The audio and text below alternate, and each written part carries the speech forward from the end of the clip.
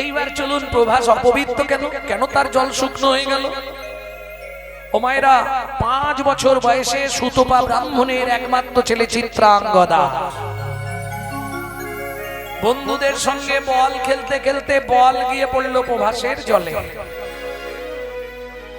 যেই কুড়াতে গেল, বিধাতা কুমির বেশ ধরে এসে পা ধরে টেনে নিয়ে চলে গেলেন। বন্ধুরা ছুটে এলো, ব্রাহ্মণ তোমার ছেলেকে কুমিরে টেনে নিয়ে গেছে প্রভাসে। ক্রোধে অগ্নি প্রজ্বলিত সুতপা ব্রাহ্মণ, যার মুখ থেকে অগ্নি সঞ্চার হতো, ক্রোধে অগ্নি প্রজ্বলিত, প্রভাস আজ থেকে তুই শুকনো হয়ে যাবি, তোর বক্ষে শৃগাল কুকুরে প্রস্রাব করবে। করজোড়ে প্রভাস বললে, মুনিবর বিনা দোষে তুমি আমাকে অভিশাপ দিলে। আমার বক্ষে ঘটনা ঘটেছে, আমি সাক্ষী আছি, কিন্তু তোমার সন্তানকে নিয়ে গেছেন স্বয়ং যমরাজ।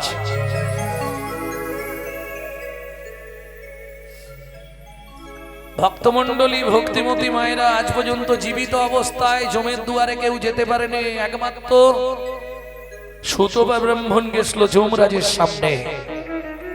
কোন অধিকারে তুমি আমার ছেলেকে কেড়ে নিয়েছো বলো? কোন অধিকারে? তুমি জানো আমি এক্ষুনি তোমাকে শুকনো করে মেরে ফেলতে পারি। আমি সুতপা ব্রাহ্মণ, আমি অভিশাপ দেব তোমাকে। করজোড় করে যমরাজ বলে, প্রভু বিধির বিধান, আমার কিছু করার নেই। বিধিকে ব্রহ্মা ব্রহ্মা আজ তাকে শেষ করে ফেলবো। ধ্রুবলোক, তাবলোক, ব্রহ্মলোক সব নাড়ানাড়ি লেগে গেল সামান্য সুতপা ব্রাহ্মণের জন্য। সবাই মিলে তার পুত্রকে ফিরিয়ে দিল, সবাই আনন্দে অধীর হলো, কিন্তু একজনের চোখের জল, আমি তো শুকনো হয়ে গেলাম। তুমি তোমার সন্তান ফিরে পেলে, তোমার আনন্দ, তোমার স্ত্রীর আনন্দ হলো, জগৎবাসীর আনন্দ হলো, কিন্তু আমি যে শুকনো হয়ে গেলাম, আমার গতি কি হবে বলো? কে বলছে? প্রভাস। তখন সুতপা ব্রাহ্মণ বললেন, দুঃখ করিস না, দাপর যুগে ভগবান তোর বক্ষে দানব্রত যজ্ঞ করবে, ব্রজবাসীদের ভক্তদের চরণধুলি তোর বক্ষে পড়বে, সেদিন তোর ইহ জনম উদ্ধার হবে, সেদিন তোর ইহ জনম উদ্ধার হবে। বলি শুন রে প্রভাস কথা দিলা, তোর ইহ জনম উদ্ধার হবে। ওরে শোন রে প্রভাস কথা দিলা, তোর ইহ জনম উদ্ধার হবে। শোন রে প্রভাস কথা দিলা, আমাবস্যার প্রতিপদে, ওরে বিভব কথা দিলা, আমাবস্যার প্রতিপদে প্রভাস কথা দিলা, তোর ইহ জনম উদ্ধার হবে।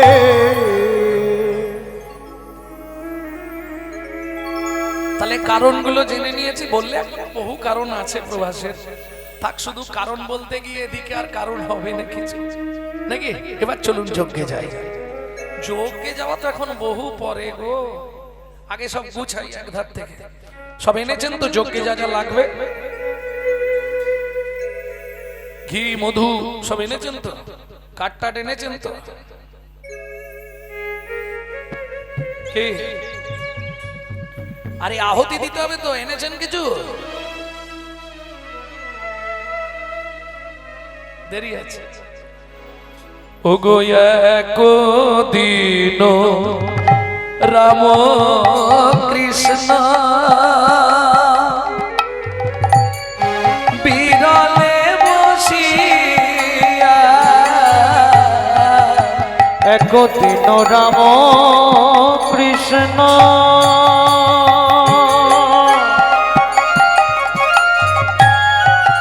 বিরলে বসিয়া, একদিন রামকৃষ্ণ। বহুদিন হয়ে গেল বৃন্দাবন ছেড়ে এসেছি, কি ওইখানেই বস, ওই ফাঁকাতেই বস, আমিও যাচ্ছি। একদম নির্জনে দু ভাই বসেছে, কে কে? কৃষ্ণ আর বলরাম। অনেক দিন হয়ে গেল, ব্রজের কোনো খবর নেই। তা এমন একটা অনুষ্ঠান করলে হয় না, সবার সঙ্গে দেখা হয়ে যাবে। প্রভাস যোগ্য করবে বলে যুক্তি আরম্ভিলা, প্রভাস যোগ্য করবে বলে যুক্তি আরম্ভিলা, আনন্দের আর সীমা নাই রে, আনন্দের আর সীমা নাই রে। প্রভাসের তীরে যোগ্য হবে, আনন্দের আর সীমা নাই রে। প্রভাসের তীরে যোগ্য হবে,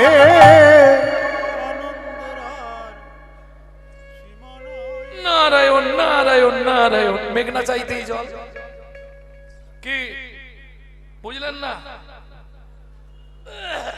সারা জীবন শুধু ঝগড়া মাদি এসছে, এই একটাই জীবনে ভালো কাজ করেছিল প্রভাসে। হ্যাঁ, আপনারা জানেন তো, ভদ্রলোককে চেনেন তো? কে? শুনুন তাহলে বলি, একটা টোটকা বলে দিই কেমন? যদি পাড়ায় কারো ঝগড়া বেঁধে যায়, ঠিক আছে, আপনি একটু দূরে দাঁড়িয়ে দাঁড়িয়ে নখে নখ ঘষবেন আর ওই ভদ্রলোকের নামটা 5 বার বলে দেবেন, ও তুমুল ঝগড়া আরম্ভ হবে।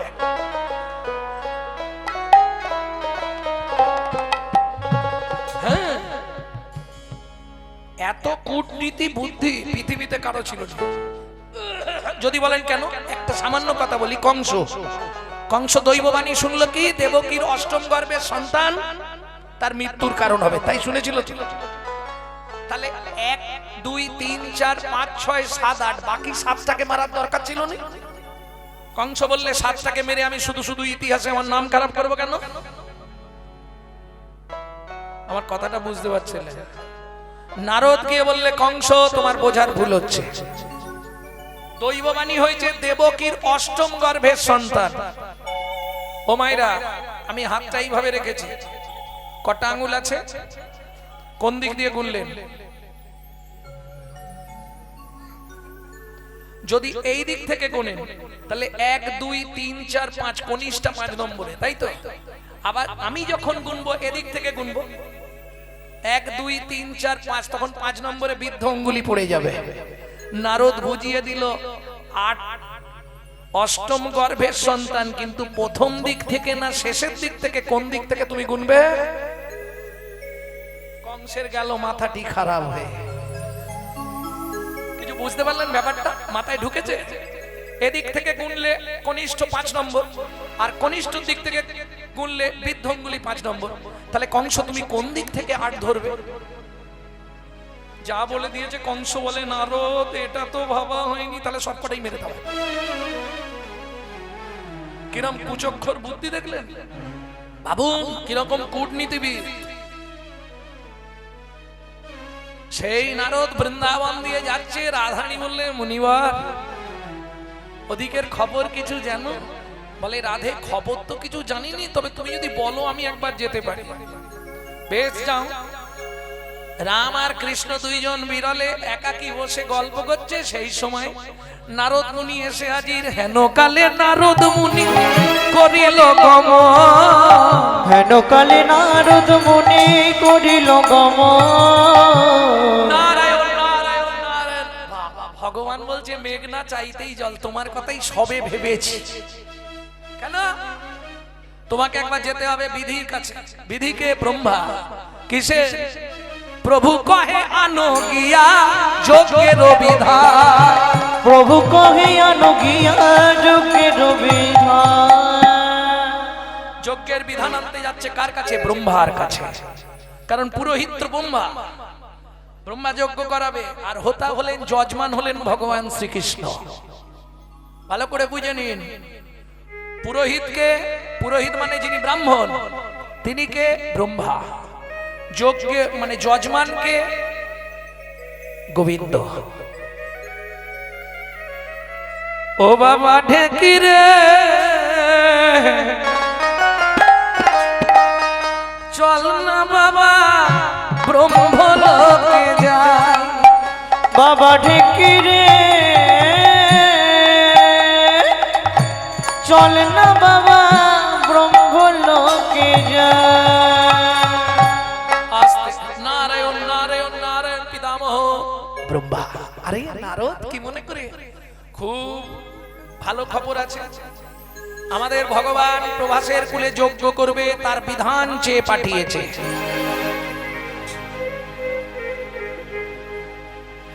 যজ্ঞের বিধান কোন তিথিতে কোন দিন যজ্ঞ হবে, ব্রহ্মা পাঁজি পুঁজি দেখে বিধান দিচ্ছে কি প্রতিবাদে অমাবস্যা, কেমন রাহু ভোক্তা, সেই তিথিতে প্রভাসের কুলে যদি হয় দানবব্রত যজ্ঞ, যে করবে যজ্ঞ তার সম্পূর্ণ সৌভাগ্য। বিধান পেয়ে নারদ মুনি একবারে ছুটতে ছুটতে, কৃষ্ণ ব্যবস্থা হয়ে গেছে, তিথি বলে দিয়েছে, এই লিখে রাখো, একদম লিখে নিয়ে চলে এসেছে। যজ্ঞের দিন ধার্য হয়ে গেল, অমাবস্যার প্রতিবাদে যজ্ঞ শুরু। প্রভু কহে কহ সবে যজ্ঞে নিমন্ত্রণ, প্রভু করে করো সবে যজ্ঞে নিমন্ত্রণ। পত্র লিখি নারদ হাতে করিল প্রেরণ, পত্র লিখি নারদ হাতে করিল প্রেরণ। পত্র লিখি নারদ হাতে করিল প্রেরণ। নারদ মুনি পত্র নিয়ে যাচ্ছে, নিমন্ত্রণ করছে। ভগবান বলে দিচ্ছে, নারদ চলে যাচ্ছ? হ্যাঁ প্রভু, নিমন্ত্রণ দিয়ে আসি, আমার কাজ যখন পেয়ে গেছি আর চিন্তা নেই। নারায়ণ নারায়ণ। নারদ একটা কথা মাথায় রেখো, কি সর্বস্থানে যাইবে নারদ, যত দেব জীব আছে, কিন্তু বৃন্দাবনে নাহি যাবে পিতা মাতার কাছে। তুমি বৃন্দাবনে নাহি যাবে পিতা মাতার কাছে। শুনিয়া কৃষ্ণের কথা কাঁদে বলরাম, শুনিয়া কৃষ্ণের কথা কাঁদে বলরাম। এই কানাই, পিতা মাতা বিহীন যজ্ঞ এ কোন বিধান, পিতা মাতা বিহীন যজ্ঞ এ কোন বিধান। তোর যজ্ঞে আমি থাকবো না ভাই, তোর যজ্ঞে আমি থাকবো না ভাই। এতদিন ভেবেছিলাম তুই সহৃদয়, আজকে জেনে গেলাম তোর পাষাণ হৃদয়। কেন? যে বৃন্দাবনে বড় হলি, যে বাবা মার কাছে মানুষ হলি, সেই বাবা মাকে তুই নিমন্ত্রণ করতে বারণ করলি কানাই? এ কি মহাপাপ করছিস তুই? যেই না বলরাম বলেছে, কৃষ্ণ হাসছে। আচ্ছা নারদ, তোমায় আমি কি বলেছি দাদার সামনে বলো। নারদ বলে, আপনি তো বললেন সবাইকে নিমন্ত্রণ করবে, বৃন্দাবনে বাবা মার কাছে যাবে না। কৃষ্ণ বলছে, দাদা যদি বিচার করতে হয় সঠিক বিচার করো। ও মাইরা, আপনারা বিচারটা করতে পারবেন? আপনাদের উপর ছেড়ে দেবো। ধরুন আমার বিয়ে হবে, আমি আমার বাবাকে নিমন্ত্রণ করব, বাবা আমার বিয়ে, তোমার নিমন্ত্রণ হবে, তাহলে কৃষ্ণের দোষটা কোথায় আমাকে বোঝান। আমি খুব সহজে বোঝাবার জন্য ওই কথাটা তুললাম। ধরুন আমার কোনো অনুষ্ঠান হবে, আমি বাবাকে নিমন্ত্রণ করবো না, বাবার কোনো অনুষ্ঠান হলে আমাকে নিমন্ত্রণ করবে, তাহলে দাদা আমার ভুলটা কোথায় তুমি আমাকে বলো। বলরাম বলছে দেখ কানাই, এখন তুই অনেক দূরে, এখন তুই কিন্তু তাদের কাছে নেই। বাবা মা যখন দূরে চলে যায়, ছেলে যখন বউ নিয়ে ফ্ল্যাট কিনে দূরে থাকে, কোনো অনুষ্ঠান করলে বাবা মাকে নিমন্ত্রণ করতে যেতে হয়। বলরামের কথাটা যুক্তি আছে, কিন্তু ভগবান বোঝাতে চাইছে আত্ম পরিবারে নিমন্ত্রণ দিলে অপরাধ হয়, তাকে ছোট করা হবে না। বেশ নারদ, দাদা যখন বলছে তুমি সবাইকে নিমন্ত্রণ দাও। নারদ মুনি চললেন বিনাতে ধরিয়া গান, বলবি না বল মনের সুরে জয় নারায়ণ নাম, বলবি না বল মনের সুরে জয় নারায়ণ নাম। হরি নামেই মুক্তি, নামেই ভক্তি, নামেই মুক্তি, নামেই ভক্তি, নামই চিদানন্দ ধাম, চিদানন্দ ধাম। বলবি না বল মনের সুরে জয় নারায়ণ নাম, বলবি না বল মনের সুরে জয় নারায়ণ নাম। বলবি না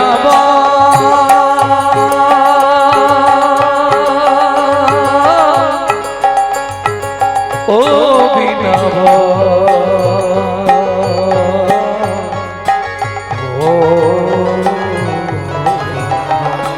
বলবি না বল মনের সুরে জয় নারায়ণ নাম, বলবি না বল মনের সুরে জয় নারায়ণ নাম। এটা কোথাকার শ্মশান গো, বলতে পারবে? নারদ মুনি বৃন্দাবনে পদার্পণ করে ভাবছে কোথায় শ্মশানে এলাম না কি রে বাবা। কেন? ফোটে না তো ফুল, ডাকে না তো পাখি, ফোটে না তো ফুল, ডাকে না তো পাখি, আসে না তো অলি গুঞ্জে,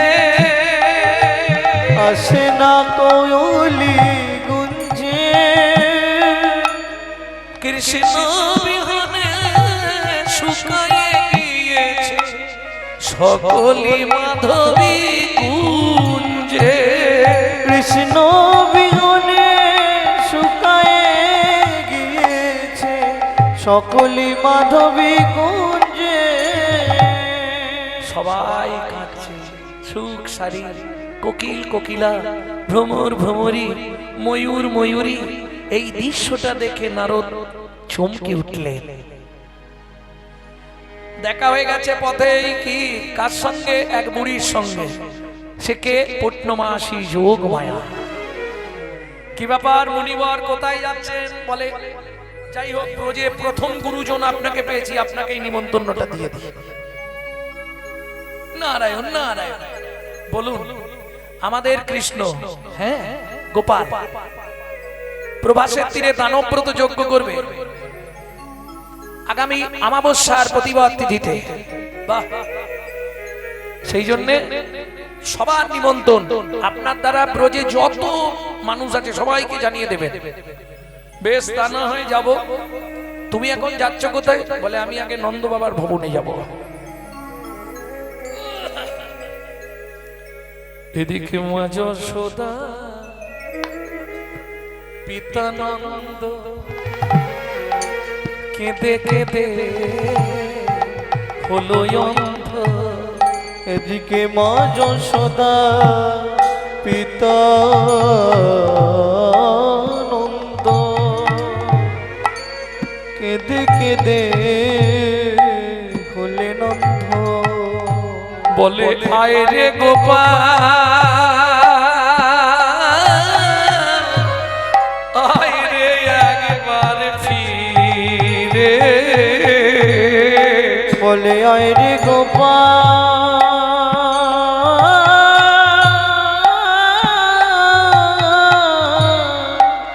আয় রে একবার ফিরে।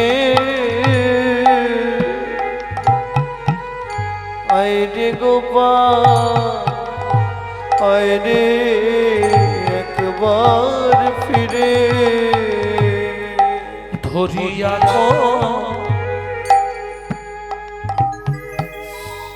কমল করে ভান্ডে ক্ষীর নবনী ভরে এলে গোপাল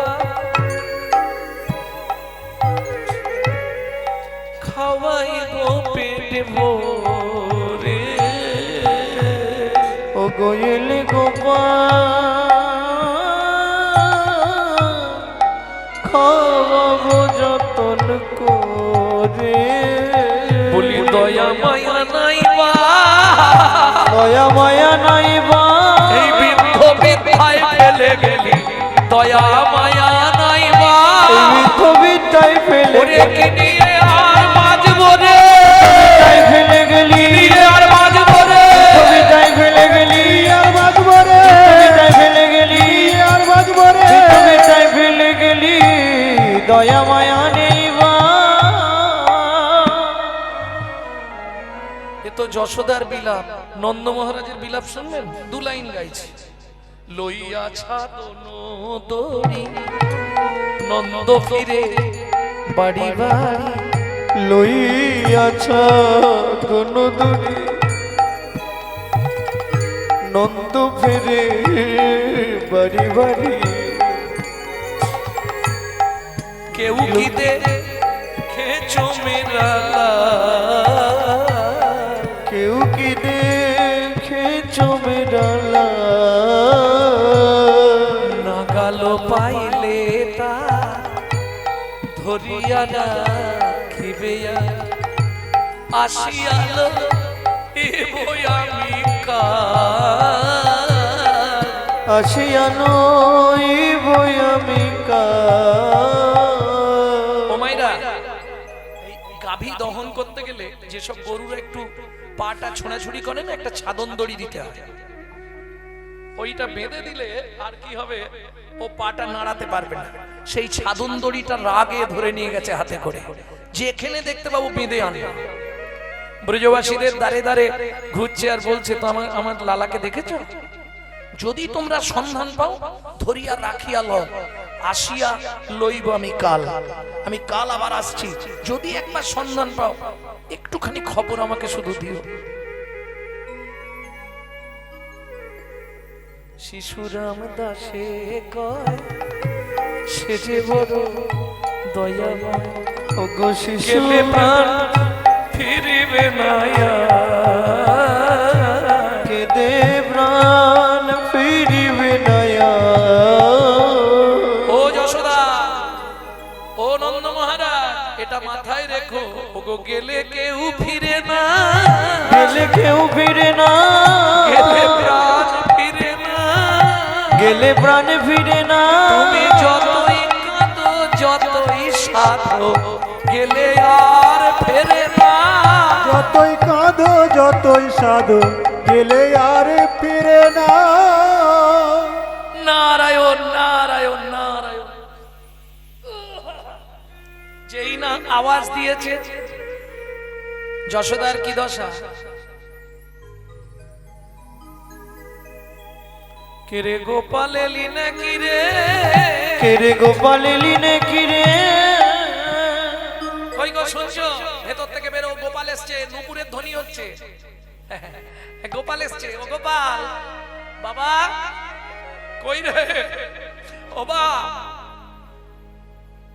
আমি গোপাল নই মা তুমি কে আমি নারদ মুনি নারদ তুমি এসেছো আমার গোপাল কেমন আছে নারদ ভালো আছে মা এই নিমন্ত্রণ পত্র এনেছি আমি প্রভাসের কুলে তোমাদের গোপাল করবে দানব্রত যজ্ঞ ওগো শুনছো এই দেখো মা পত্রে লিখে দিয়েছে সবকিছু লিখে দিয়েছে দেখো যশোমতি শিরে কর হানি নারদের দিকে বলছে নারদ পত্র নিয়ে আমি কি আর দেখব যেদিন থেকে গোপাল চলে গেছে আমি কেঁদে কেঁদে অন্ধ হয়েছি অন্ধ হয়েছি ও নারদ পত্র দেখার আর প্রয়োজন নাই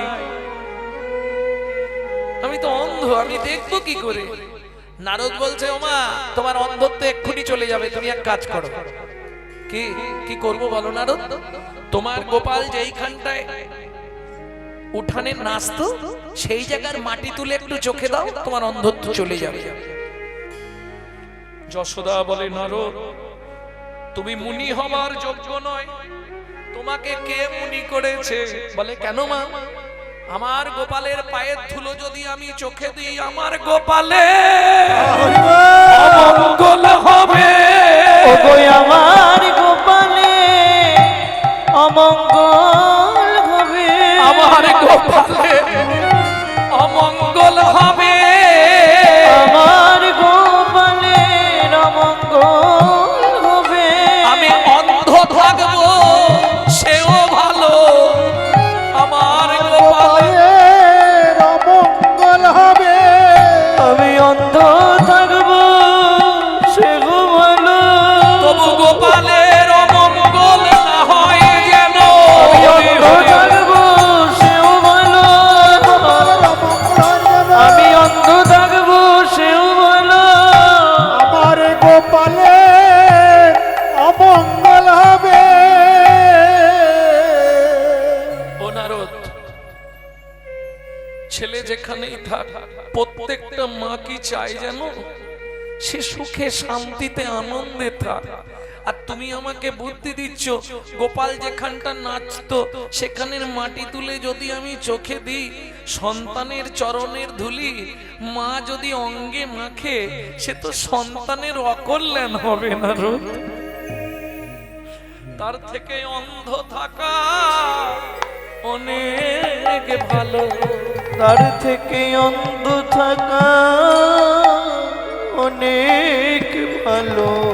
আমার সন্তান যেখানেই থাক সুখে থাকুক, অন্ধ থাকা অনেক ভালো। সে তো যেখানেই থাক সুখে থাকুক, অন্ধ থাকা সেও ভালো। নারদ মুনি বলছে, মা তাহলে আমি আর কি বলবো, তুমি এক কাজ করো মা, তোমার এই যে বিশ্বাস তোমাকে ঠিক করে দেবে। এই পত্রটা তো তোমার গোপাল নিজে হাতে লিখেছে, তুমি একবার না হয় তোমার ছেলের নাম করে পত্রটাই চোখে ঠাকাও, তাতেও তো তোমার ছেলের স্পর্শ আছে। মা বলছে, এটা ঠিক বলেছো, এটা হয়তো করা যাবে, এটা বললে আমি করতে পারবো। আহা, বৈষ্ণব কবি এক পাশে দাঁড়িয়ে বললে, মা গো, শিশু রামদাস কহে বড় ভালো ভালো, শিশু রামদাস কহে বড় ভালো ভালো, পত্র লইয়া যশোমতী নয়নে ঠেকাইল, পত্র লইয়া যশোমতী নয়নে ঠেকালো, পত্র লইয়া যশোমতী নয়নে ঠেকাইল, পত্র লইয়া যশোমতী নয়নে ঠেকাইল। পূর্ব মত নয়ন হলো, পূর্ব মত নয়ন হলো, আমার শ্রী গোবিন্দের অশেষ কৃপায় পূর্ব মত নয়ন হলো, আমার শ্রী গোবিন্দের অশেষ কৃপা, বদল ভরে হরি হরি গোবিন্দের অশেষ কৃপা, ভরে হরি ভালো। গোবিন্দের অশেষ কৃপা, জন্মে নয়ন পেল। নয়ন ফেল।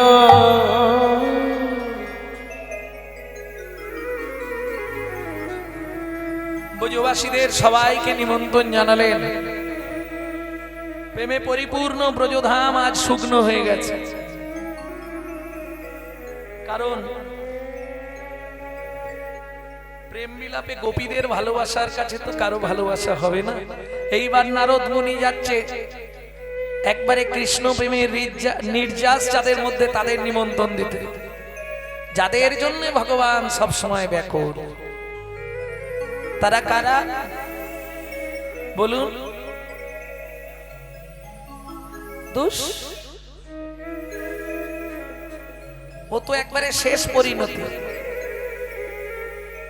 সখাগণ, নারদ মুনি যাচ্ছে সখাগণের কাছে, দেখলো শ্রীদাম সুদাম দাম বসুদাম, শ্রীরাম সুদাম দাম বসুদাম, কণ্ঠে ধরা ধরি করি, পথে ধরাধরি করি ধুলার উপরে গড়াগড়ি দেই ওনার উপরে গড়াগড়ি নেই হরি হরি হরি বলি হরি হরি হরি বলি শ্রীরাম সুদাম দাম বসুদাম মধুমঙ্গল ব্রজের ধুলায় গড়াগড়ি খাচ্ছে আর কৃষ্ণ কৃষ্ণ বলে কাঁদছে। দেখে নারদ মুনি থাকতে পারলেন না, সখাগণকে তুললেন, তুলে যজ্ঞের জন্য নিমন্ত্রণ দিলেন। শ্রীরাম সুদাম বসুদাম মধুমঙ্গল সুদামা সবাইকে নিমন্ত্রণ করে এবার যায় গোপীগণের কাছে। ওই গোপীগণের কাছে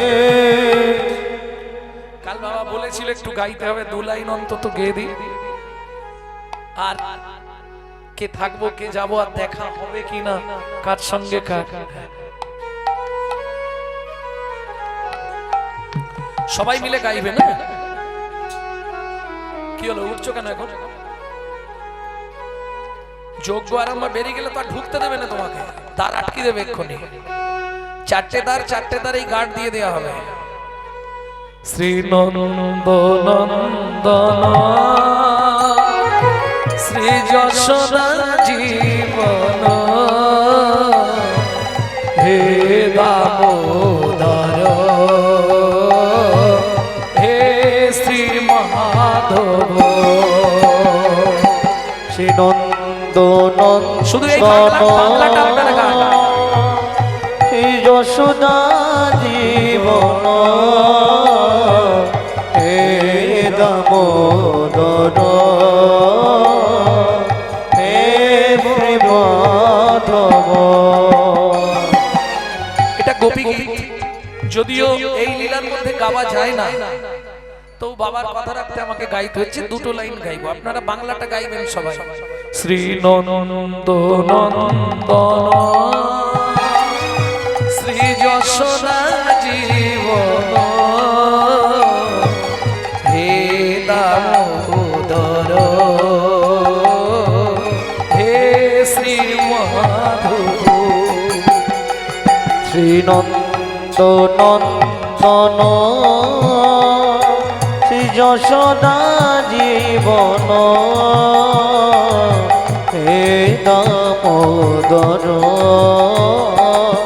হে শ্রী মাধব। জয়তি প্রেথিকাং জন্মনা ব্রজো শ্রয়তো ইন্দিরা শাশ্বতত্রহি। শ্রী নন্দনন্দন শ্রী যশোদা জীবন হে দামোদর হে শ্রী মাধব। তব কথামৃত তপ্ত জীবন কবি ভিড়িত কলমসাপ। শ্রী নন্দনন্দন শ্রী যশোদা জীবন হে দামোদর হে শ্রী মাধব। শ্রবণমঙ্গলম শ্রীমদাতত ভুবি গীনন্তি তে ভুরিদা জনা। শ্রী নন্দনন্দন শ্রী যশোদা জীবন হে দামোদর হে শ্রী মাধব। তাই গৌর হরি নন্দনন্দন শ্রী যশোদা জীবন হে দামোদর হে শ্রী মাধব। নারায়ণ নারায়ণ নারায়ণ।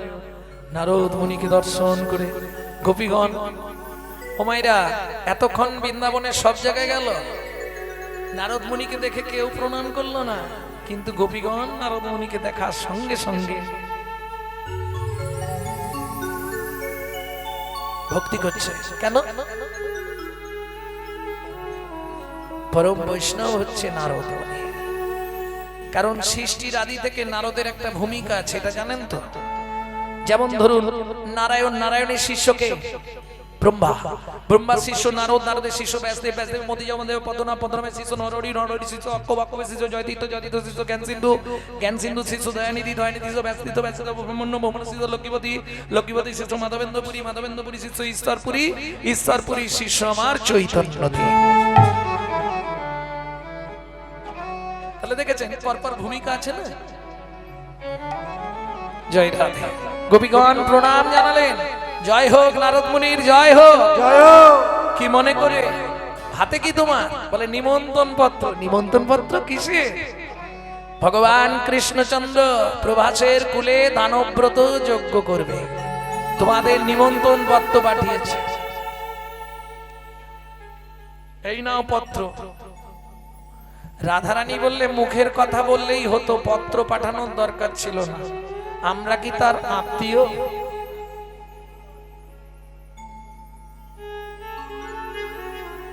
পত্রটা ফিরে নিয়ে যাও মুনিবর। বলবে সবাই নিয়েছে কিন্তু রাধারানী পত্র নেয়নি। তাহলে গোবিন্দ বুঝবে সবাই এলেও রাধা আসবে না। কেন? বিরহ, বিরহ কষ্ট হচ্ছে, তবু কি বলি, বুঝলেন না? তোমার না পোষায় আমার সঙ্গে থাকতে, যেদিকে দু চোখ যায় চলে যাও, শুধু ঠিকানাটা দিয়ে যাও। ঝগড়া হলে বলেননি স্বামী স্ত্রীতে? না, এটা হয়নি। আমি তো মাঝে মাঝে ঝগড়া হলে আমার বাড়িতে যখন মানে কি বলবো বউয়ের সঙ্গে ঝগড়া বাঁধে, তবে তোমার যেদিকে দু চোখ যায় চলে যাও, কোনো অসুবিধা নেই, শুধু ঠিকানাটা দিয়ে যাও।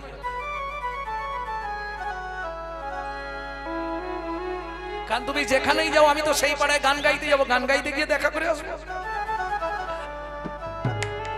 নিতাই গৌর হরি বল। রাধারানী বলছে, ও নারদ মুনি, সবাই পত্র নিয়ে, কিন্তু আমি পত্র নেব না। কেন? যখনই কৃষ্ণ দেখবে পত্র নেয় নে, তাহলে রাধার রাগ হয়েছে, ও আসবে। নারদ মুনি বলছে, তোমাকে কিন্তু যাবার জন্য বারবার করে বলেছে, তোমাকে ঘটকালি করতে হবে না, আমি তো বললাম, তুমি গিয়ে বলবে রাধারানী পত্র নেয়, ব্যাস ঝামেলা শেষ। তোমাকে তো ঘটকালি করতে কে বলেছে? নারদ বলে, ওরে বাপরে, আমাকে তো গেলেই জিজ্ঞেস করবে। তাহলে শোনো নারদ, তোমাকে যদি জিজ্ঞেস করে রাধা কি বলেছে, বলবে রাধা কি বলেছে শুনে যাও। চিরদিবস ভেল হরি রহল মথুরা পুরী, চিরদিবস ভেল হরি রহল মথুরা পুরী, অতে ভাম বুঝিনু অনুমানে, অতে ভাব বুঝিনু অনুমানে,